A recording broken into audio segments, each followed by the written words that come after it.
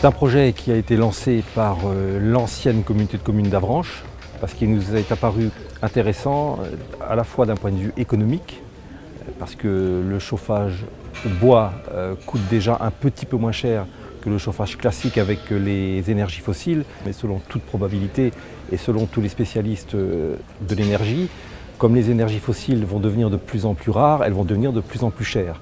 Et puis le second intérêt, à côté de l'intérêt économique, c'est un intérêt écologique, parce qu'avec cette chaufferie bois, on va économiser 3000 tonnes d'équivalent pétrole chaque année.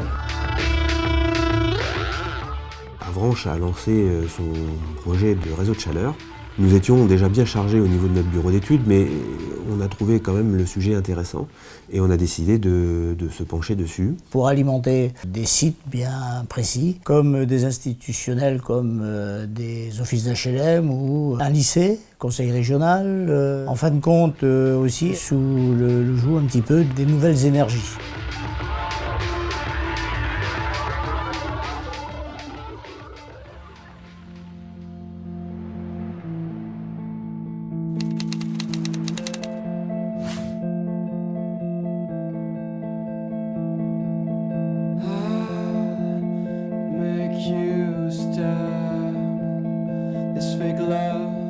Sturno est en charge sur cette affaire de la réalisation des tranchées pour la pose du chauffage urbain. Tranchées donc sur 4850 mètres au travers des différentes rues de la ville d'Avranches. La réalisation de ces tranchées va se dérouler en 4 grandes phases. La première étant le terrassement à proprement dit des tranchées. On aura évacué à la fin du chantier environ 15 000 tonnes de déblais. La seconde phase de travail pour l'entreprise consiste au sablage donc des canalisations qui sont posées par la société GNT. La troisième phase consiste au remblai des tranchées, donc avec apport de matériaux de carrière. Et la dernière phase donc, que nous réalisons consiste en la réfection des chaussées définitives par des remises en place d'enrobés ou de goudron type bicouche.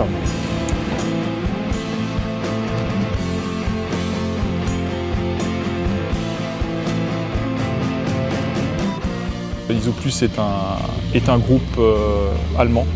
Nous sommes leaders européens de la fabrication de tubes préisolés. Alors pour qu'un chantier déroule bien, forcément il faut qu'il soit bien préparé, c'est-à-dire relever les réseaux existants au sol, savoir où est-ce qu'on peut passer par rapport justement à ces réseaux, relever les difficultés potentielles qu'il peut y avoir et les anticiper. Et donc comme tout ça, ça a été plutôt bien mené par la société Sturno. On a moins, je dirais, d'aléas de chantier comparé à un autre chantier. C'est la première fois qu'on travaille avec Sturno, mais on travaille sur toute l'intégralité de la France. Ça se passe très bien, c'est même le chantier qui se passe le mieux en ce moment pour moi, donc ça se passe vraiment très bien. Parce qu'ils sont réactifs quand on a un problème, qu'ils sont très réactifs, donc ça ne nous fait pas perdre de temps derrière. Et ils avancent vraiment vite au terrassement, donc nous on peut poser du tuyau derrière, donc ça se passe super bien, on a déjà pas mal d'avance, donc ça ne peut pas se passer mieux là. Le terrassement, donc je creuse des tranchées en fait pour GNT, pour qu'ensuite eux ils puissent poser leurs tuyaux et ils vont se trouver enterrés. Et une fois qu'ils ont posé leurs tuyaux, on remblaye. Oui, il y a des particularités, ce qui est au niveau des croisements des réseaux, bien penser à qu'on soit soit dessous soit au-dessus, donc surtout bien anticiper tout ça, c'est beaucoup d'anticipation. On a toujours les contraintes des riverains, penser à leur sécurité, leur créer des passages, des passerelles, faire des passages avec des tôles pour les voitures. Sinon les contraintes, on a les contraintes du terrain et puis les contraintes de la météo. C'est l'humain qui est avant tout mis en avant sur un type de chantier comme celui-ci, parce que bien qu'il y ait plusieurs machines pour réaliser soit les tranchées, soit la pose, l'homme reste avant tout le premier opérateur important pour assurer une continuité dans la production.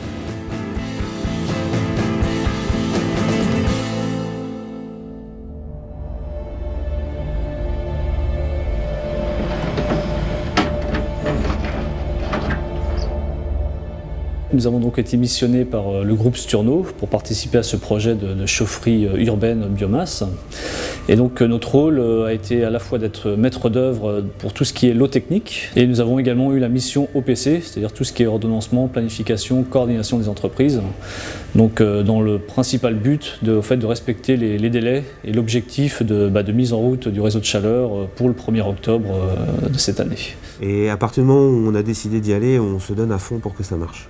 Et en général, moi ça fait 10 ans que je suis là, mais je connais l'entreprise depuis beaucoup plus longtemps, bien entendu, et on a toujours réussi.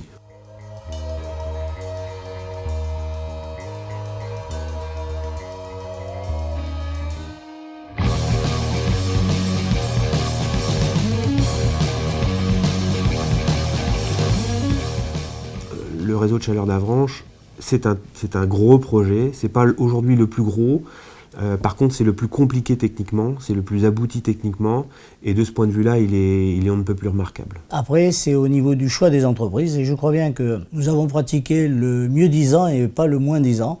Et les travaux en fait, ont démarré réellement qu'un an plus tard, finalement, en février 2014. Donc nous avons eu à peu près 7 à 8 mois pour vraiment faire l'ensemble de la chaufferie, du VRD, de la plateforme, du génie civil jusqu'aux finitions qu'on voit aujourd'hui. Et également pour faire tous les réseaux de chaleur et tous les travaux en sous-station.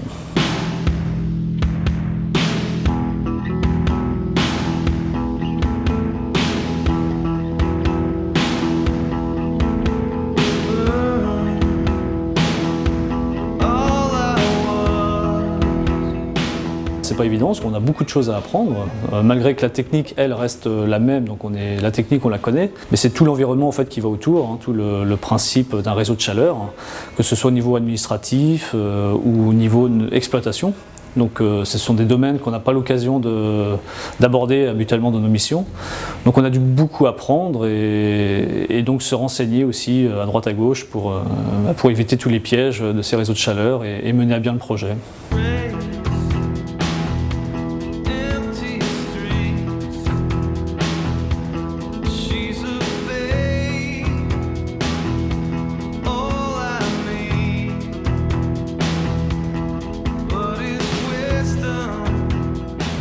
La date de mise en route de la chaufferie, c'est déjà le premier challenge qu'on a effectivement réussi, puisqu'aujourd'hui on peut dire qu'on l'a réussi. Maintenant, aujourd'hui, le deuxième challenge, c'est aussi de pouvoir techniquement s'assurer qu'on est bien dans les rendements espérés. Donc ça, c'est quelque chose qu'on pourra vérifier dans les prochaines semaines, voire les prochains mois. On pourra faire vraiment un bilan réel à la fin d'une première année de mise en service.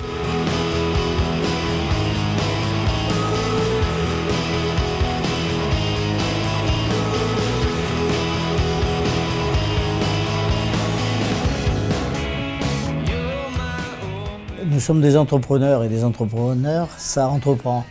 Alors c'est vrai que c'est des choses risquées, il ne faut pas se tromper. On avait très peu de marge d'erreur, effectivement. On avait une marge d'erreur peut-être de quinzaine de jours qui correspondait au réglage et aux essais et aux finitions. On peut se lancer dans ces domaines-là si on a une gestion saine et une capacité de financement importante.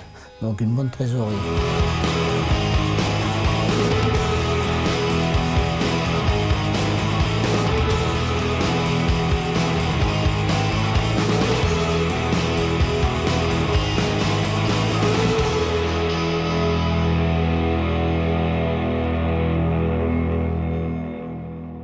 Biomasse Normandie est une association qui travaille en étroit partenariat avec l'ADEME et la région Basse-Normandie sur la filière de développement des chaufferies collectives au bois en Basse-Normandie. Notre implication, elle est de longue date, puisqu'on a commencé à travailler avec la communauté de communes dès 2008 sur une réflexion relativement en amont. Et ensuite, en phase opérationnelle, donc on a accompagné la communauté de communes donc dans la procédure de délégation de services publics et on suit encore aujourd'hui l'avancement des travaux. Il y avait 6 entreprises, 6 sociétés qui s'étaient présentées, on les a auditionnées toutes, on leur a posé des questions, on a négocié avec elles et puis finalement la proposition Sturno a été retenue parce que c'est celle qui nous semblait la mieux correspondre aux objectifs que l'on s'était fixés.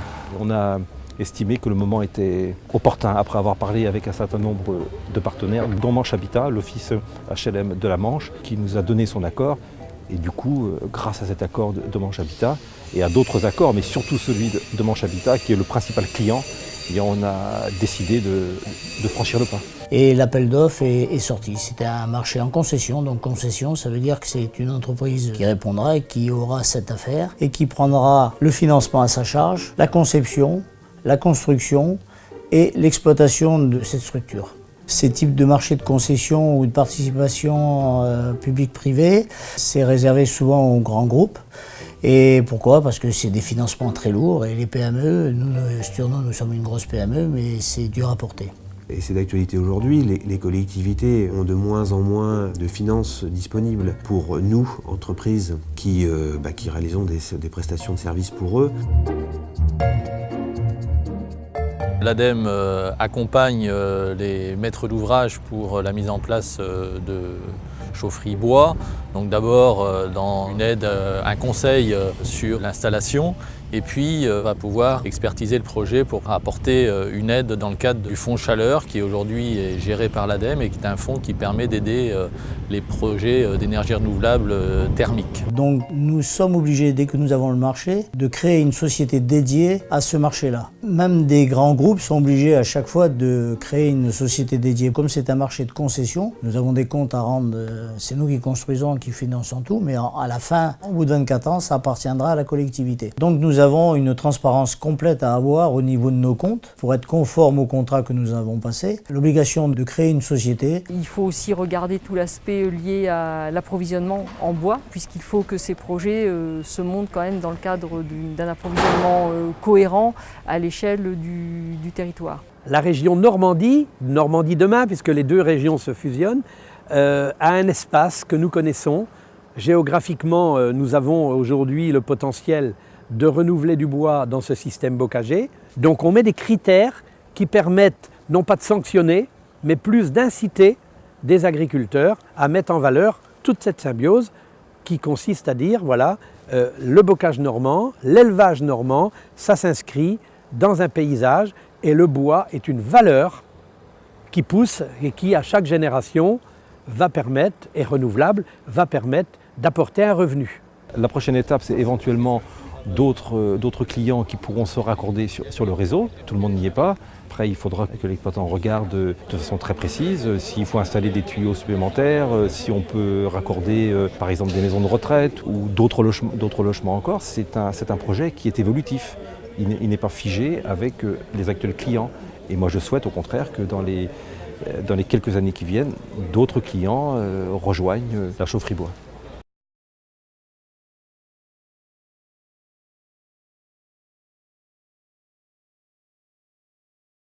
Si d'autres collectivités veulent dans quelques semaines ou quelques mois venir voir ce qui a été fait à Avranches, ce sera bien entendu avec plaisir.